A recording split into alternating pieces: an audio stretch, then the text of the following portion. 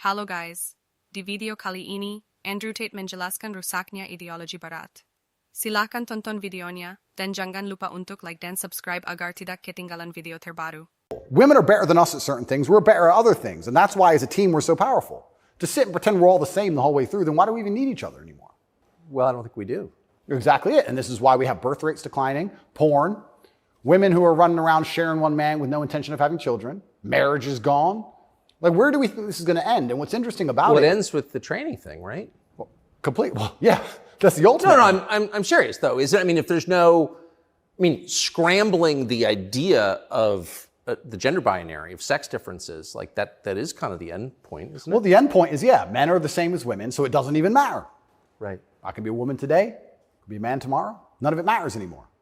I also think a large part of this transsexual movement, I think a large part of it is a deliberate attack on us and our senses because they're trying to convince us to ignore our eyes.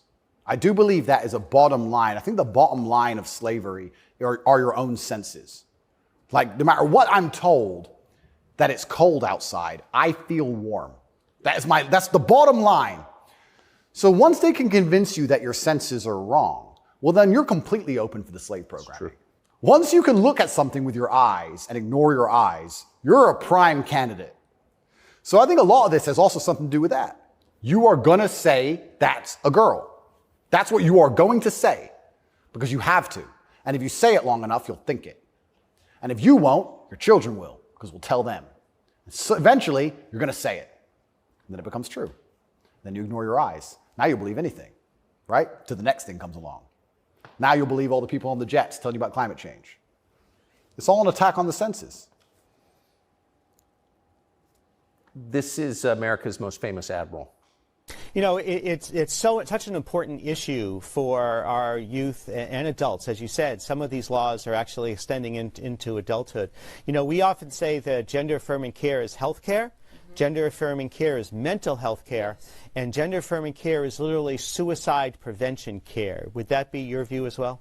I 100% agree. It's genuinely, I want to actually genuinely give my heartfelt condolences to any young person who falls for this crap, because you're going to be so miserable for the rest of your life. If you chop off your genitals, take a whole bunch of chemicals as a teenager, you are going to be miserable for the rest of your life. Yes. You're never going to be the person you want to be. You're never going to be accepted as that person. You're never going to feel happy inside. If you fall for this, I genuinely feel sorry for you. That's the first thing I'm going to say. The second thing I'm going to say, I find it very interesting that the only surgery we call affirming is gender surgery. Imagine a girl woke up and said, I was born in the wrong body because my tits are small. I'm a big-titted woman, but I was born in the wrong body.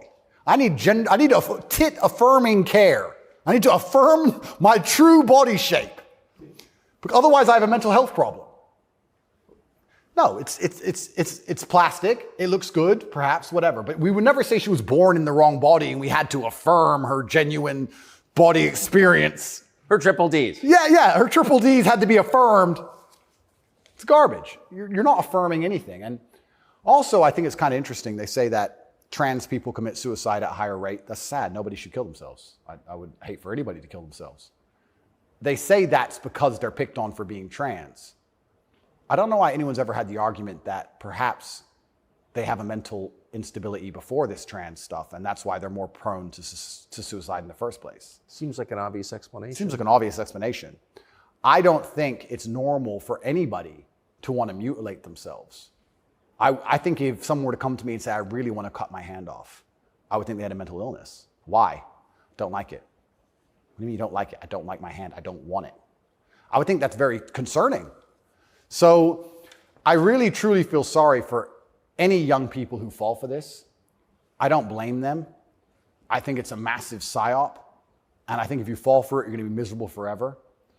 And one more point I'll make on this whole thing I found very interesting.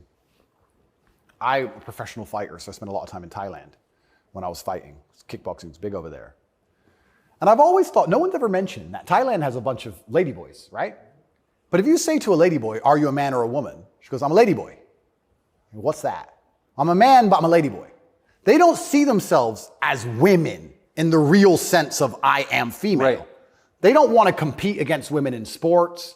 They don't want to pretend they can have kids. They don't talk about having periods. They're like, oh, I'm a ladyboy. It's like kind of like a in between. It's got its own thing. India has the same. Yeah, it's fine. Nobody over there is genuinely arguing that they are actually female. Only in America are we doing that. And that's what's the craziest thing of all. Even if you truly, truly believe you need to change gender, and you truly believe it's the right path for you, and you believe you're not being psyoped, and you believe you're going to be happy, and you believe you need to mutilate yourself, that's all fine.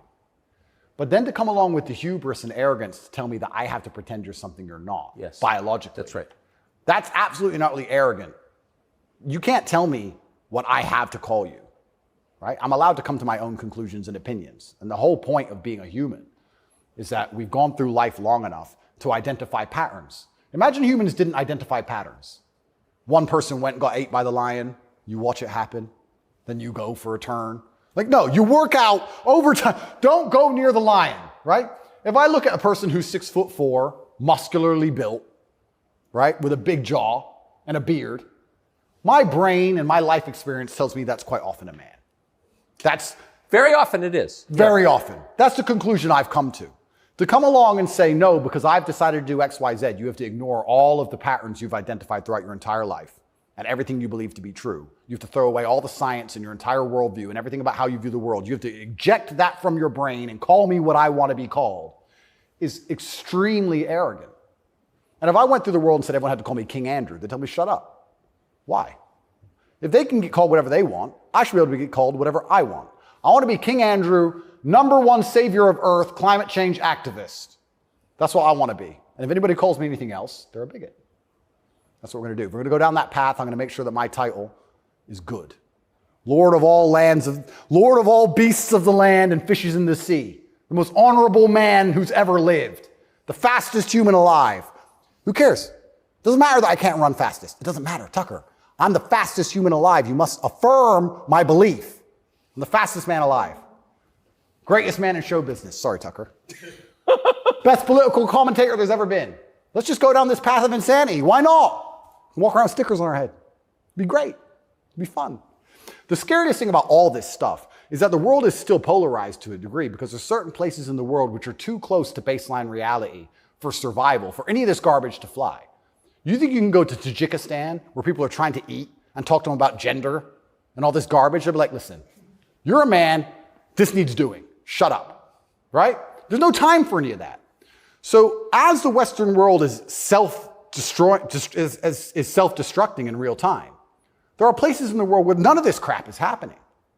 So who's going to own the world in 100, 200 years? Like, it's still competitive to a degree. It's still bipolar. There's two sides to the world. I think that when men are men and women are women and we stop arguing about dumb shit, that society overall is more competitive. I don't know how America's going to maintain its influence over the entire planet when it's doing all this garbage. How long can this possibly last? Not long. Not long.